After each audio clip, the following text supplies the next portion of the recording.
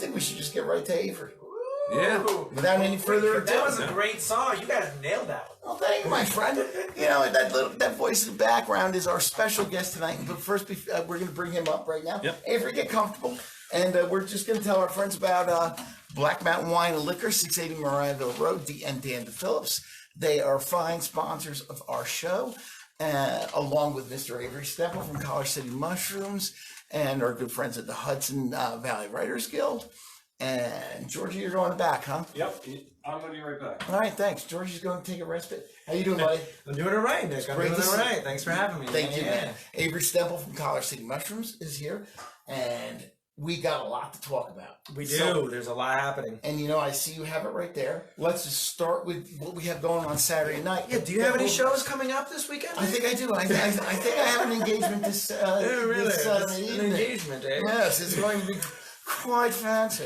All right, yeah, so what do you got there, bud? Saturday is Exploring All People Through Artistry, a celebration of the life works of Lois Lewis Shum, featuring the musical talents of Mr. Nick Bisanz. Oh, throw that around. So this is on Saturday from 5 p.m. to 8 p.m. My friend Meg is also going to be making a variety of mushroom snacks, including but not limited to Johnny cakes with a mushroom sherry cream sauce, garlic olive oil crostini with arugula, burrata cheese, balsamic reduction, and seared Prince mushroom medallions, and lion's mane peanut butter cups. Wow, So that's, you know, and that is delicious. I can attest to the culinary delights at Collar City Mushrooms, because a couple of weeks ago, Mary and myself, we went to one of the community dinners. Yeah, dinners on the farm. Yeah. Dinners on the farm. It was very Amish style, which was great because it was that whole community table, everyone sharing. It was BYOB. BYOB. But you know, we met people, from Buffalo, fabulous people, and you're just forced to talk to people like back in the old days. We made them talk. Yeah. Nick was forced to talk. I was forced to interact. I was forced to interact. Couldn't believe that he actually spoke. He almost never speaks. Intelligent. Oh, no, he almost never shuts off. I got him mixed up. It's definitely been an amazing experience to bring people together for these dinners. We've done 3 food experiences like that already so far. We have our next one of those coming up on April 9th, which is a Saturday in a couple weeks. April 9th, friends. And the team behind the Meaty Max Vegan Meat Sticks is putting this dinner on. And so this one is going to have tikka masala marinated mushroom skewer sticks with other vegetables and stuff. Appetizers of little beet sliders with mushroom bacon on it, and then the dessert is going to be a lion's mane lemon meringue pie thing. That's like, it's all going to be absolutely delicious and amazing. That is fabulous, and I can't recommend it enough. It is delicious. I'm not just saying this. It was. Why don't you plug where you're located? Sure. Yeah. So people want to know where they're. We are in lovely North Troy, Lansingburg, New York, at 333 2nd Avenue. 333 2nd Avenue. 333 2nd Avenue. Yeah. And if you know North Troy at all, we're right across from the original Ted's Fish Fry kind of kitty corner. We're right on the river. Yeah. So when we do events in the summer, we have like the music right outside and like bar kind of high top table things for people to stand around and some outside activity things, as well as being able to walk through the farm to see the art. And yeah, it's really ideal. And we're in the process of buying the building now, which will allow us to expand to the 2nd floor. And the 2nd floor currently is a 2-bedroom. Thank you. Is a 2-bedroom, 2-bath apartment that we're going to turn into more grow rooms, a larger community space, and then we're going to get the kitchen certified as a commercial kitchen so we can make some more like prepared foods.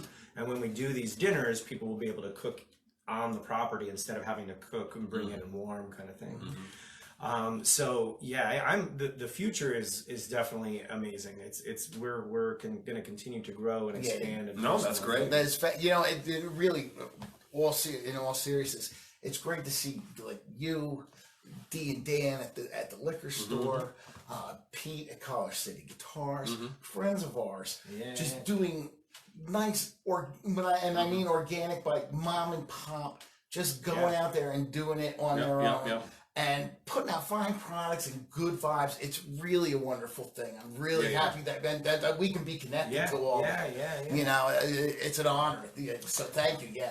And I'm certainly not doing it on my own. I have a fantastic team. We have some really amazing people that I've met through the farm. You know, and you know, I would not be able to grow the delicious mushrooms and have these events without the people and support of everyone that works with us. I got a question. This is more about your process. How much do you farm raise and how much do you forage for? Sure. So during the winter, obviously there's very little foraging, though I'm glad you asked that question because we are right now in the process of planning with a couple other people a festival that will be across Troy in multiple venues, different restaurants, using foraged food. So we're going to be making drinks, cocktails, and other little snacks and having them at a few different restaurants right now.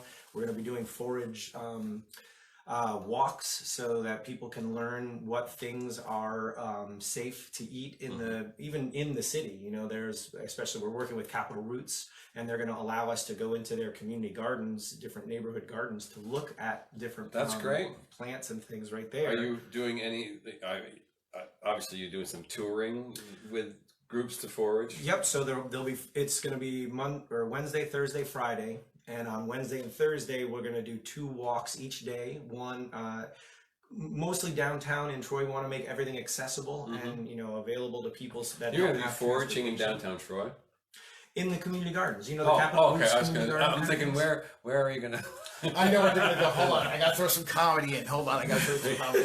I know where you're going to forage. Dumpster diving? No, that's a different kind of foraging. You're going to go up 4th Avenue. And like when you're in the old Little League, there's that little creek by the bodega. And you're going to go down there. That's a South Troy. Under the creek. Under the creek. You know exactly what I'm talking about. I know. All right, but go ahead. I'm sorry.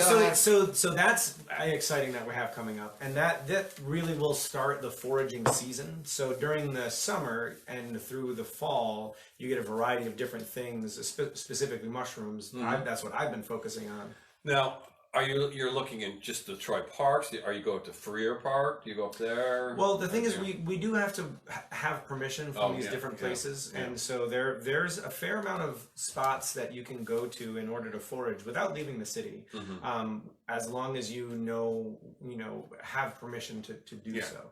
So we've been working, like I said, with Capital Roots. I did actually just talk to Mayor Madden this morning at a Rensselaer Chamber of Commerce event where it was Meet the Mayor. So I talked to the mayor of Watervliet and the mayor of Rensselaer as well.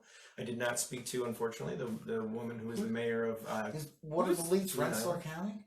No, it's all county. They had 2. It was Green Island and Watervliet, and then Rensselaer and Troy.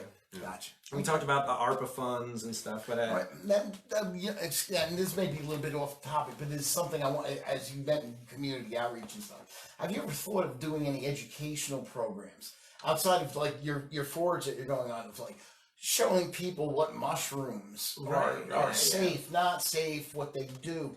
I mean, I could see a huge, huge, but like a real big interest in that. Yeah, so we actually do. We've hosted a variety of field trips already. Montessori school, a homeschool group, a Boy Scout troop, an 11th, 12th grade microbiology class that I did through Zoom, an RPI biohackers, or not biohackers, some kind of really fun class that I led them on a walk, and then they all came to the farm. An educator is one of my former hats that I've worn. Right. So you're a man of many crafts. Many crafts. So making sure that the process and everything inside is accessible and available for people to actually like kind of engage with was really important to me. And so right now we have an intern, which is a senior student from Emma Willard that's working at our school or at our farm, and we are working right now with Doan Stewart, and they're going to be sending like places like Doan and Parker School.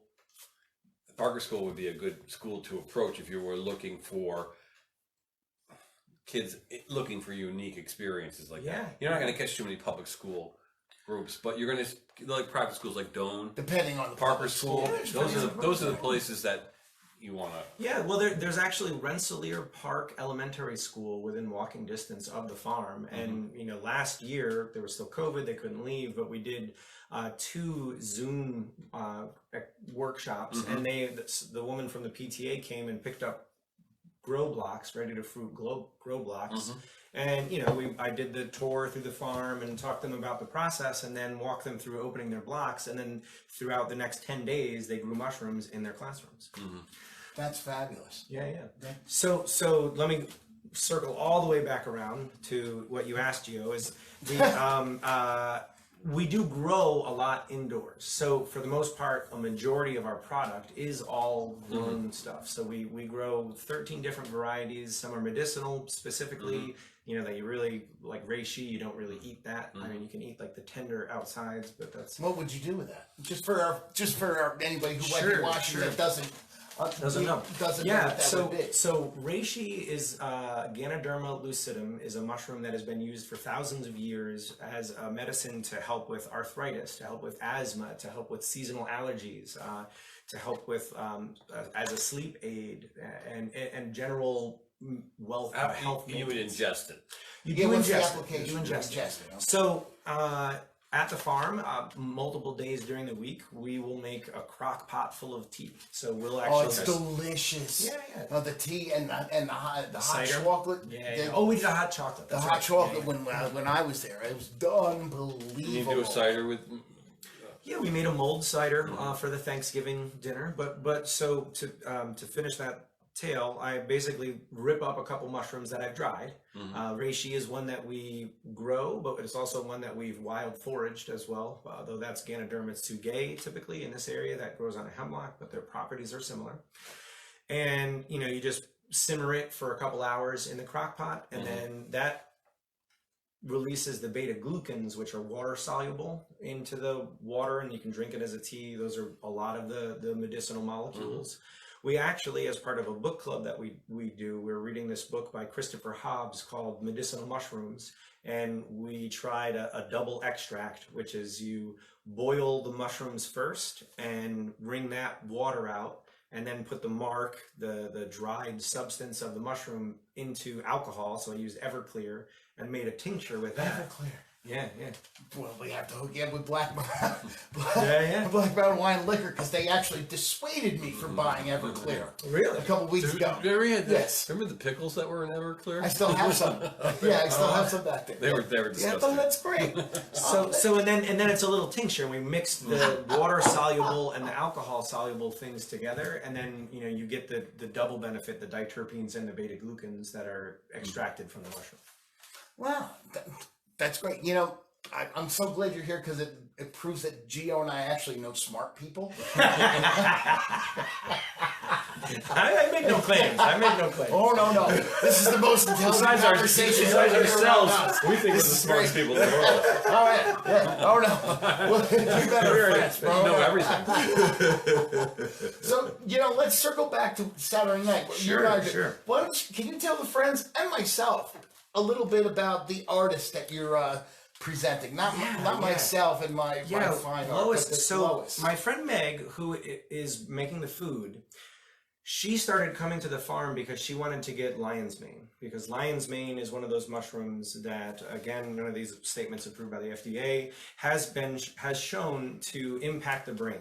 So the active molecules, heracinone and aracinine, in lion's mane can pass the blood-brain barrier and actually encourage the development of more cognitive paths, and it fights Alzheimer's and dementia and other memory problems. So people take that mushroom as like a focus boost. So I put some in my coffee in the morning or my smoothie. That's something I ground up. You can make an extract from it, tincture, like we did with the reishi. So lion's mane is an amazing brain stimulating mushroom that Meg started coming to me to get, because I believe it was Lois passed after having Alzheimer's and dementia, and she wants to make sure her partner does not suffer the same fate. So they're trying to ward that off by introducing and maintaining a diet, a regimen of lion's mane. Wonderful. And so Lois, she passed in 2017. Okay. She was born in 2028. The paintings that are up on the wall right now are really their pastels. No, she was born in 2008. 1928. 19. Sorry. Oh, I said it's 2028. Yes. She was only she was only 9 years old. We were doing the math. I'm like, wow, she was young. I thought you were young. doing something mystical. Yeah. And then George is like, wait a second. I'm like, oh no. 1928. All right. 1928 to 2017. Because I'm like, what? And so hold on, I got to do the math. and most of the paintings that are on display, she painted at the end of the 90s and into the aughts. So they're relatively recent pieces. So she was 90. Yeah.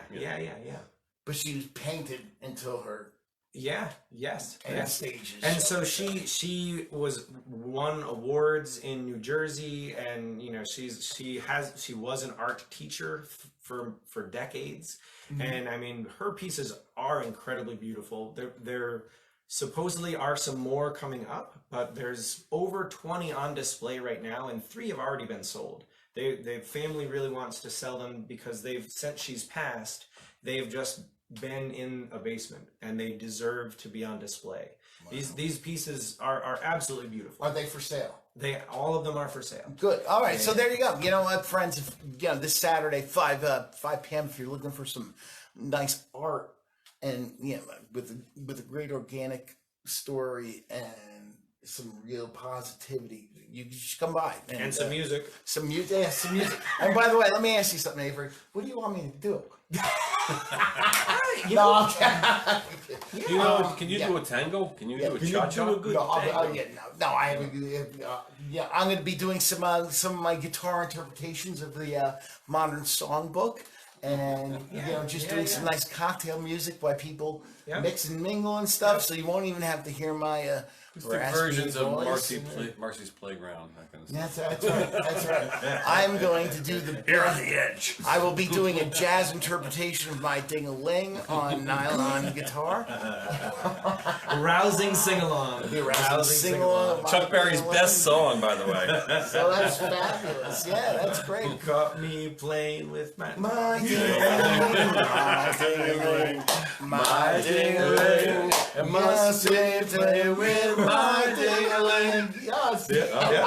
That's fabulous. All right, so we have this Saturday. That's this myself Saturday. And Lois. Yep. You have April 9th. That's the next dinner on the farm. Okay. Yep. April and now, 9th. Now there's another topic I think you wanted to discuss. Absolutely. So let's get into that. So April 19th, which is April a Tuesday, 19th, also known as Bicycle Day to some people. Is that Patriots Day? I'm sorry, in Boston? Patriots Day. In Massachusetts, they have Patriots Day. It's on a Monday. Yeah, it's usually around. It's usually around Tuesday. It's usually around tax day. Right.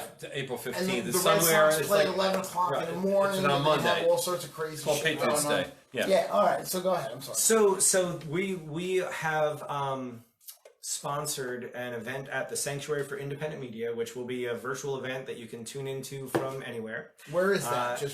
So the Sanctuary for Independent Media is on 5th Avenue in Troy, also in Lansingburg. Okay. They are a venue. I'm actually seeing a concert there next Friday. Unfortunately, it's already sold out. What is it? It's Omar something. I don't remember the last name, but it looks absolutely fantastic. It's definitely I think it's a South American country band, and it's going to be really cool. We're hosting some friends of ours from California next week, and we're going to be going with them to that at the Sanctuary. Fabulous. Yeah, awesome. Yeah. Okay. And they're an amazing institute in North Troy. They have a radio station. The Hudson Mohawk magazine is on that. So this was the people that you were just speaking to on the radio today, on the Hudson Mohawk radio. What's the call letters of that? What's wow, good question. Where would it be on the dial? 100.5 or 100.9 maybe? Okay, it's probably really a small signal. It is a small We signal. wouldn't pull it down in Albany. But you can go to the website. You can go to the Sanctuary, Media Sanctuary, I think, .org, and you can live stream the radio. Is the radio all talk? No, they have a jazz program. They have a variety of different things. Yeah, yep. Yeah, and So Corinne, one of my friends, close friends that I've met since starting the mushroom farm, she has been coming, and we've been, talking about a variety of different things. And she is a policymaker. She's a lawyer. She's been working in palliative care, end of life care. And one of the things that end of life work has really been struggling with is that anxiety and angst and fear that people experience when they know they're going to die. Right. And so one of the things that has been shown to help people going through that experience are different psychedelics. And psilocybin is one that people have studied a lot to ease end-of-life situations. And so she had been looking at psilocybin from a policy perspective to help with the palliative care experience. And, when we open the mushroom farm, we don't grow psilocybin, we can't grow it, it's federally Schedule 1 drug right now. No. But we've had lots of conversations. And, she was interested in why the situation is the way it is and how we can change, how we can really foster change. And so one of the things that I had already been thinking about is kind of uniting other mushroom farms in New York in order to come together as businesses, because New York is very capitalist and they respect businesses over people. Did I say that out loud? Yeah. I meant to just think. Hold on, it's not New York. It's everywhere. It's since 1776. It's an oligarchy, friends. It's an oligarchy, but let's move on. So anyway, Rich white men are pretty much running it, aren't they? Oh, yeah, They still are, I They guess. still are. Rich white Christian men, but let's continue. So I had that in my head. I was like, oh, it would be great to create some kind of collection of other mushroom farms who I'm sure have the same experience, because me as a mushroom farmer that grows gourmet and medicinal mushrooms, 70% of the people that come in are like, hey, you got the good mushrooms? You know what I'm talking about? Nudge, wink, wink. And I'm always like, we would, if it was legal, contact your local representative, let's get these things changed. But a lot of people are like, oh, I didn't know it was illegal. I had no idea. I'm like, Yeah, really. right. It's like 1981, the dude at Record City selling a bong. He's like, hey man, you got some weed? Exactly. So, but the desire is there, the interest is there. Of course, and yeah. So recreationally, people. I think that time is coming. I mean, just look at the bump we just got in the marijuana business. Right. Right. Just now. We're just now in our lifetime Right. seeing Which this. I never thought. I never thought. I didn't think it was going to happen. No, and you're seeing now all of a sudden like Gilderland's sitting there going, We want in maybe on we this. should get back in on Well, this. we want in so on now this. you're getting into these conservative suburban communities. 'Cause they want and their which goes taste. back to your point. They want it's their all about taste. the money. So yes, please continue. Yeah. What do you got going on? So Corinne and I, started brainstorming about how we could best create an environment to have a conversation about where things stand right now and where they're going. And so we started, making connections, and through her connections with in the palliative care work, she already had links to a lot of these people. And so we are on April 19th from 7 to 9 p.m. and you can scan this QR code right here, or you can go to the April 19th, friends. Sanctuary for Independent Media from 7 p.m. to 9 p.m. We are going to have Ending the Prohibition of the Mind, which is a mushroom symposium. Yeah. And this is sponsored by the Heroic Hearts Project, People's Health Sanctuary, Plant Law Medicine Group, the Psychedelic Sisterhoods, Capital Region Harm Reduction Roundtable, Brooklyn Psychedelic Society, the Hudson Valley Psychedelic Society, Collar City Mushrooms, The Lens, Vocal New York, the Psychedelic Society of Western New York, and Legal Market Strategies Research Design Execute. And the psychedelic furs. The Psychedelic First. Not being confused with penis and first. That is great. Okay. So let me. This and is. we will share that information on my web page, and you will also have some stuff. What do you have there? So this is for immediate release. I'm going to let him read that. I'm going to get a beverage, but you read. Please. Yeah. So the Sanctuary for Independent Media to host first ever statewide symposium on legalization of psilocybin. Troy, New York. Advocates, lawmakers, organizers, mental health professionals, lawyers, mushroom farmers, and other experts will gather on Tuesday, April 19th, 2022 from 7 p.m. to 9 p.m. for a free virtual event to discuss the movement to create change in the legal system surrounding the use of psilocybin. For more information and to register, visit www.mediasanctuary.org/event/mushroom or email info@mediasanctuary.org. The event, Ending the Prohibition of the Mind, a Mushroom Symposium, will feature speakers covering an introduction to psilocybin and its varied uses, the state of the legalization movement across the country, what various models of decriminalization and legalization might look like, what pending legislation in New York would do, and how people are organizing to support themselves in their use of psilocybin.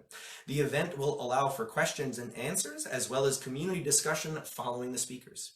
Psilocybin, the naturally occurring compound found in magic mushrooms, was banned in 1970 by the Federal Controlled Substances Act. It was classified as a Schedule I controlled substance that has no currently accepted medical use and treatment in the United States and a high potential for abuse. However, within the past 10 years, research from institutes like New York University, Johns Hopkins, Imperial College, and others have consistently demonstrated psilocybin's ability to help treat conditions like depression, anxiety, OCD, substance dependency, and many others.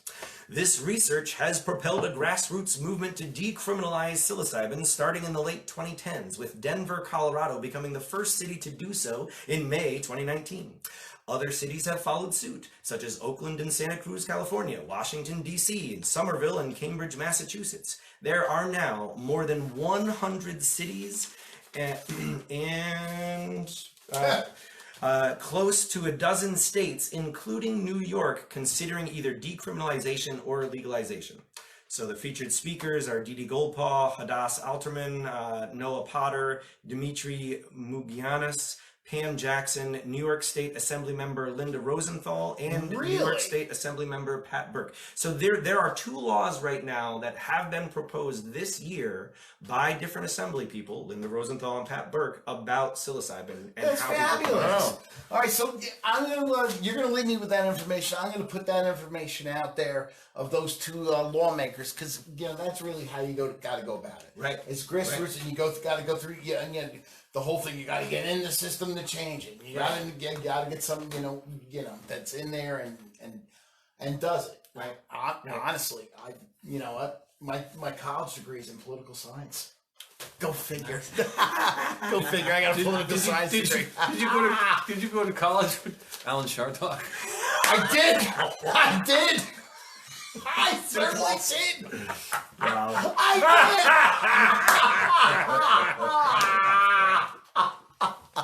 Thank you. Woo! SUNY Albany, right? SUNY I went to New Paltz. But Alan Shartok did. At New Paltz.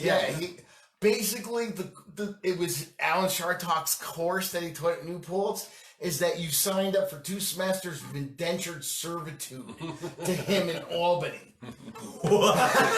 Yeah. And you didn't learn anything. You met a few people, and you worked as his indentured servant in his newspaper, the Legislative Gazette, for 2 semesters. That was it. You were his basic freaking Sir John Gielgud to Arthur. Right. But let's get back to this. Yeah. So I'm really excited about this, and I mean, like I said, people are coming into my store right now from hippie-looking teenagers to people in their 70s. I gave a talk on the benefits of mushrooms at a retirement community, and the first question they asked me was like, "Do you got any of the good mushrooms?" Yeah. It's everybody. Right. As soon as you say you're involved in mushrooms, people are like it. But I think we should make some sort of a clarification here, and we're not sitting here going like, let's all get wasted and party and shit like that. It's not about that at all. Right. It has nothing to do with that. And I'm gonna spill a little personal beans here on the Nick Bisanz show featuring Doody with our special guest Avery Stempel. Thank you. This is unique. Thank you for joining us. All right. As a guy that has struggled with attention deficit, adult diagnosed, and which is depression, because the attention deficit, the anxiety and depression, blah, blah, blah. I have found that my excursions in that medicinal area have been so beneficial because I call it clearing the circuits. Yeah, It's yeah, like, you know what? I can breathe again. It's like all the shit swimming in my head is gone. Yep. And I'm a firm believer in moderation. Yep. And controlling your doses and things like that. But the medicinal purposes and utilizations of the psilocybin is amazing. Yeah, absolutely. I mean, but yeah, Big Pharma doesn't want to hear that because they don't want me getting off the effects. Well, because God forbid. right, and you can go into the woods and find some medicine, and how are they going to make their money? I mean, that's really where it comes down to. Right, you can grow it yourself. You can forage for it. Right. So psilocybin is amazing for that, absolutely, because it does make new connections, or it helps to, like you said, reset like the connections, because we do get calcified. You know, people get into grooves and get complacent and you know, get lost in those like patterns, those thought patterns. And so Paul Stamets, which is a renowned mycologist, he came up with a triple stack microdose idea of utilizing cordyceps mushrooms and lion's mane with the psilocybin. So the cordyceps give you like a boost and some increased stamina, whereas the lion's mane give you the focus and the attention, and the psilocybin give you that creative kick. So, you know, with those three together stacked, you know, if you're only taking psilocybin, that's fantastic, and you're benefiting from it. But, you know, if you add these other mushrooms in, you know, you might be able to take it to a whole nother level, because it really, I personally have been taking cordyceps and lion's mane regularly, and I have absolutely noticed a difference in my ability to focus and stay on task and get things done, and it has helped me remarkably. Yeah, I think, yeah, and it could be some sort of, you know, homeopathic kind of therapy for autism and things of that nature, just to alleviate some of those symptoms for the people who are, you know, because I work with autistic people, you know, in a lot of capacities, and I've often thought about, you know, the psilocybin, you know, the kind of natural occurring chemical as something that could go with the brain chemistry of an autistic person. Well, and that 1970 Federal Controlled Substances Act put a kibosh on all research, because they were like, Ronald friggin' Reagan, don't get me fucking started. We want to control the population. We can't take away their free speech, but we can start arresting them, because we'll know they'll have these things on them. And that really is why most of the substances on that act are illegal, is because it was a form of population control. And the harm that has done to our society and the world in whole is unknowable. Right. It's kind of, you know, you're aware of the New York State proposal from Hochul about giving dispensaries the first choice to those who had been arrested. Right. And people are up in arms about it. But they also say, you know, they have to have demonstrated that they operate a business now. I mean, you can't just be some guy who got busted, you know, once and like turn into a. So I'm like, that's right, man. These people have unfairly borne the burden. Let me tell you something. My dealer from the 90s would be a fucking millionaire. Well, and that's the thing. So as part of let's see, I can't remember what it was.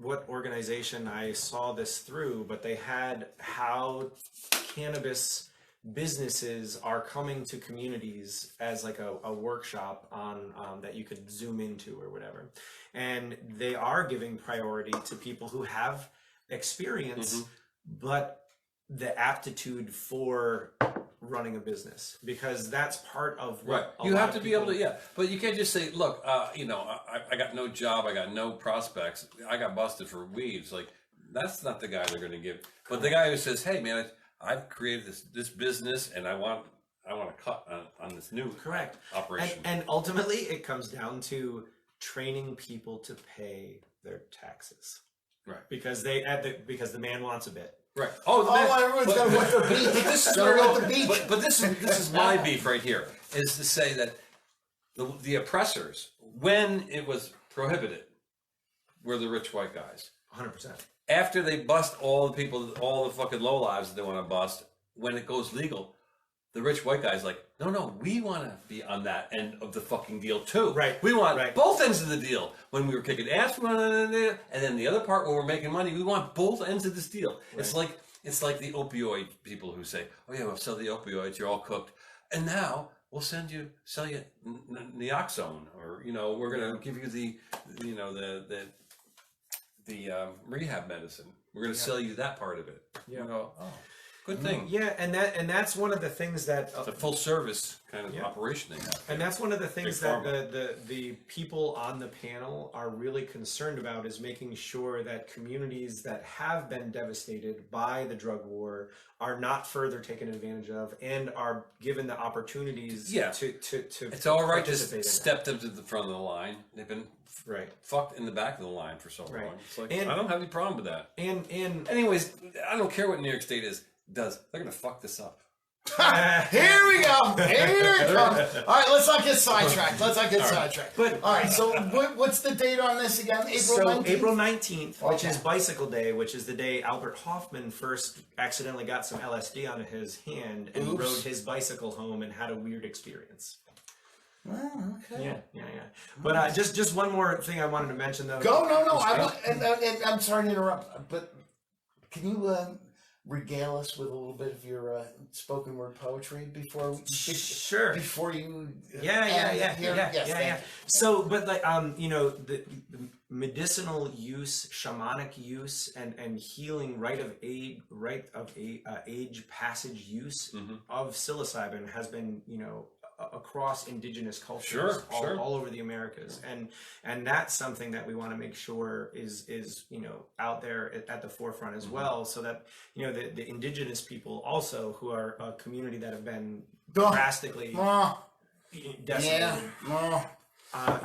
get their due, because they should have the ability to because right now there are people having healing ceremonies and doing different rites, but it's illegal, and so the people who are seeking healing with either microdosing or through more macrodose experiences, because they need that healing experience, also have that conflict of what I'm doing is against the law, and so that's really what needs to change.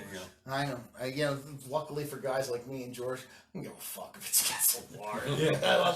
But as older white guys, you really have very little to and we've been very privileged. We've been very lucky. I mean, I've gotten away with more shit just because of what I am. Being a white male I is get that. is a huge advantage. It is. It's a huge advantage. It is, and there's nothing you can do about it, but you enjoy it. And it's not being woke or anything. Yeah. I mean, that shit's true. It's true. That's just the you just know that brown and black folk just do not get the same shake. That's just not. That's just the way this country's been. It's been, and hopefully we're changing that though. You know what? It's always changing, but it's only an ideal. It's gonna be your kids, his kids. But I got to tell you, in the time, in my lifetime, I've seen it change. Oh yeah. I mean, it's not like we're not. It's like a thing that never ends, because there's always people pushing backwards. It's 3 steps forward, 2 steps back. Oh yeah, absolutely. Well, Avery, man, dude, I love you, man. I love you too. It's so amazing. I feel like I got 10 IQ points. Well, I just sitting here. You leveled up. I'm like, I gotta say amazing. I gotta say this. When you were reading the script, you ought to do broadcast. You'd be a broadcaster. You had like broadcaster voice. You were like, Avery is multi-talented. You had broadcaster voice. You could be doing radio. You could be like, this is Dick Beach, WGY Radio News. Yeah. Oh yeah. So remember Dick Beach? So Dick Beach. Dave, I got that's old reference. Our buddy Avery Stempel, proprietor of College City Mushrooms, raconteur, entrepreneur, musician. Tell us about your band. My band it's just a bunch of guys, really, and girls. Aren't we all? I tried to, for a while it was whoever shows up, and I would love to have seen a billing with that, and tonight, whoever shows up. Right. But yeah, we play, you know, Beatles, Johnny Cash, Willie Nelson, Grateful Dead, mostly acoustic. We played the Burntown Park during the summer. We used to have a standing gig in Schenectady at the Moon and River Cafe. Moon and River Cafe, yeah. Yep. Yep. I I know a lot of people who play up there. It's a coffee Schenectady? house, Yeah. coffee house, open mic-y kind of joint. Okay. Yeah. I gotta use the laugh. Oh yeah. George is gonna hit the loop, and we're gonna let Avery please entertain our Yeah, friends. sure. 'Cause, you Yeah, know, do the some first time I spoken met word. Avery was through Mary, and it was through the whole poetry spoken word thing. Yeah. And you know, obviously, you know, type Tom, Mary, they all love you guys. Blah blah blah.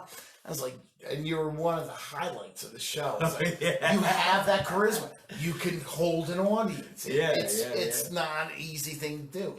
Some people have it, some people don't. It's not a judgment or whatever. Yeah. And you, my friend, have it. Thanks. And I'm so glad that you came here. Yeah. And you know. Yeah. Well, that's what's and so. shared with us and offered me the gig on the 19th on this Saturday. Yeah, and so on the 16th, we actually are doing a show. It's the Pink Full Moon, and what do we call it? The Pink Moon in Bloom with the Diot Sorrell and Avery. So the Diot sisters, Maria and Kristen, do a percussion poetry group.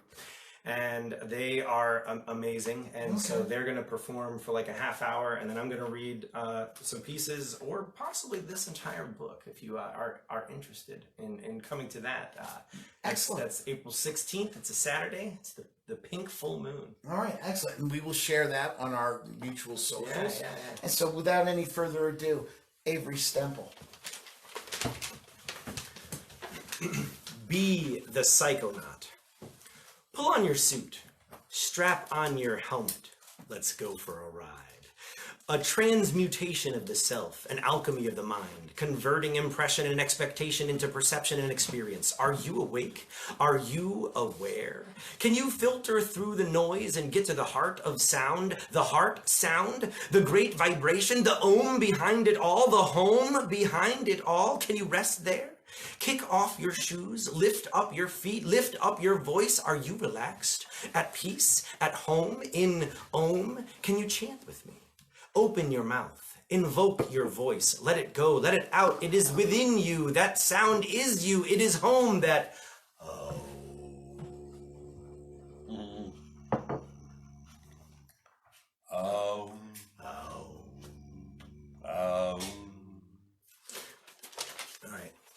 I might need more light for this one. The font's kind of small, but let's see. It appears you have narrowed your expectations of what it means to perceive the ineffable. Multi-universality is imminent, or at least the experience of such. Can you breathe in your surroundings? Take what is around you in? You are yourself a multitude, and your layers extend beyond your ability to comprehend. So it is common that the perception you have is only aligned with that which falls within certain parameters, gradients of light, scales of sound, notions of size. It is apparent, therefore, that those elements of your environment with which you interact are accepted as that which there is to perceive. That is, as only that which can be perceived, because, well, our filters eliminate from our perception those factors that our unconscious settings have predetermined are not of use in building our understanding of where we are and who we present ourselves as. Furthermore, when you experience that for which there is no concretely relatable, internally understandable means of making sense, one naturally balks at reconciling the fact that some indescribable and inexpressible moment has occurred at all. And the conscious mind applies the acceptable filters to render the occasion void of any content such that one's intrinsic temporal continuity is vaguely diffused to obscure the fragmented interjection of some perception that makes no sense whatsoever. One can thus conclude that ineffable interactions occurring around and within our attempts to perceive are frequently judged by our linearly bound unconscious processes to be detrimental to our conscious structuring of the reality we imagine we understand. However, it stands to reason that just because we have not yet been able to describe that which cannot be described, that what isn't describable isn't happening. It happens constantly, without acknowledgement, without recognition. In fact, You have just now experienced it. Yet your attempt to understand it has gone awry, leaving you subtly disquieted.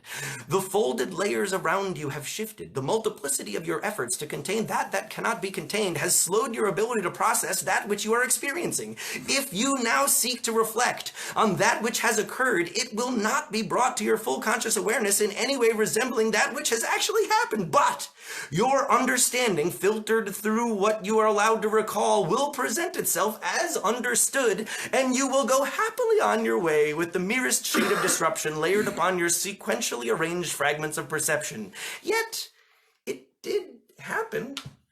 Right? Didn't it? Wow. Wow. Thank you so much, friends. Avery, Stempel, Collar City, Mushrooms. You are a fucking one-man dynamo. Yo, my That goodness. is great. My goodness. That is so great. We will see you Saturday. Excellent. Thank you.